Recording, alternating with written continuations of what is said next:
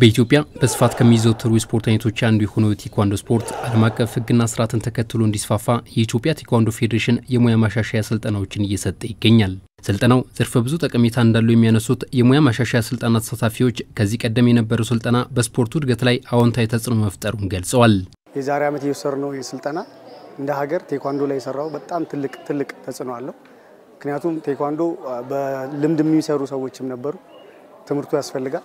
ከዛ ትምርት የወሰድነው ነገር በጣም ብዙ ነገሩ ዘንድሮ ተሻሽሎ የበለጠ ሙያውን ለማሻሻል ደግሞ ድጋሚ ኮርስ ለመውሰድ መስጠናል። እንደ ሀገር በጣም ትልቅ ጥቅም ነበረው። ከዚህ በፊት ስንሰራቸው የነበሩት ነገሮች ላይ እንዳሉ ሆኖ እንደ ተጨማሪ ይሄ ነገር ላይ ቢሰራበት ሞር ውጤታማ ትሆናላችሁ ብለው የሚያስቡለት ነው ተዘጋጅተው የመጡት ግራንድ ማስተሮቹ። ስለዚህ አሁን እንዳልኩ ፓተርን ላይ ፋይት ላይ ሰልፍ ዲፌንስ እነኚህን የያዘ ነው ስልጠናው። ስለዚህ በጣም ምርጥና አጓጊ ስልጠና ነው ስልጠናው። ወደ ቴኳንዶ ስፖርት የሚመጡ ሴቶች ቁጥር ከጊዜ ወደ ጊዜ እየጨመረ መምጣቱን የምታነሳው የኢትዮጵያ ቴኳንዶ ፌዴሬሽን የሥራ አስፈጻሚ አባል መዓዛ ጋሻው በማህበረሰቡ ዘንድ የተፈጠረው አዎንታዊ ግንዛቤ ለለውጡ ትልቅ ሚና እንዳለው ታነሳለች። በጣም መሻሻል እያሳየን ያለው ከአመት ወደ አመት በጣም ለውጥ እየመጣ ነው። ሴቶች በደንብ እየተሳተፉ ነው ያሉት። ማህበረሰቡም አሁን ላይ ያለው ሴቶችን የማበረታታት ሁኔታ በደንብ ጥሩ የሆነ ስላለና ሴቶችን እንዲሳተፉ በደንብ እያገዘ ስለሆነ ያለው በደንብ ሴቶቻችን እየመጡ ነው ያሉት። እንግዲህ ለሌሎችም ሴቶች በዚሁ አጋጣሚ በተው እንዲሳተፉ ጥሪ ያቀርባለሁ። ከውጭ በመጡና በሙያው የረጅም ጊዜ ልምድ ባላቸው አሰልጣኞች ጭምር በየአመቱ እየተሰጠ የሚገኘው ይህ የአሰልጣኞች የሙያ ማሻሻያ ስልጠና ከአካል ብቃትና ቴክኒክ ባለፈ በስነ ምግባር የታነጸ ትውልድ እንዲፈጠር ያደርጋል። ስልጠናው ትልቁ እንትኑ ኤቲክስ ነው፣ ስነ ምግባር ነው የሚያስተምረው። እኔ እንደውም አሁን ከዚህ በፊት በነበረኝ ገና በልጅነት እንትን ላይ ልጅ እያለሁ ይሄ የመጣላት ምናምን አይነት የነበረኝ ልጅ ነኝ። ወደ ስፖርቱ ስገባ ግን ከዛ ተቃራኒ ሆኖ ነው ያገኘሁት። ሰው ስፖርቱን ሲሰራ ለድብድብ ወይ ለምናምን ብሎ ነው የሚያስበው፣ ግን ከዛ ተቃራኒ ነው ስፖርቱ። በጣም ኤቲክስ ነው የሚያስተምረው፣ በጣም ስነ ምግባር ነው የሚያስተምረው።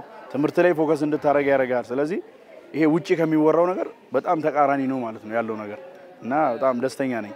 እንደ አሰልጣኞችም እንደ ተማሪዎችም የምታያቸው ይሄ ሁሉ ወጣት ሌላ ወጣት ያፈራል።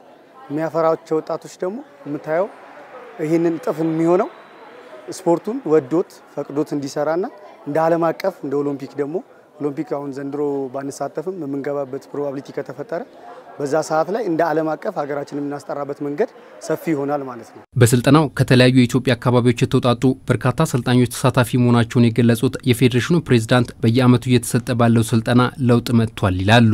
ብዙ ጊዜ የኦፕን ቶርናመንት ውድድር ስናዘጋጅ ሻምፒዮን የሚሆኑ የአዲስ አበባ ክለቦች ነበሩ።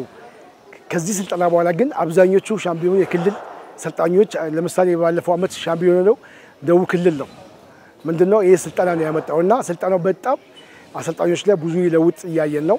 አንደኛ ስለመግባራቸው የቴክኒክ ክህሎታቸው በጣም ዳብሮ ነው ያገኘነውና ስልጠናው ለፌዴሬሽናችን ትልቅ የሆነ ግባት ይዞ የመጣ ስልጠና ነው። መንግስት ለቴኳንዶ ስፖርት እየሰጠ ያለው ትኩረት ከጊዜ ወደ ጊዜ እየተጠናከረ መምጣቱን የገለጹት የፌዴሬሽኑ ፕሬዝዳንት ለቀጣይ 5 ቀናቶች በአዲስ አበባ ወክማ በሚሰጠው ስልጠና የአሰልጣኞች የዳን ፈተና እንደሚኖር ማስታውቀዋል።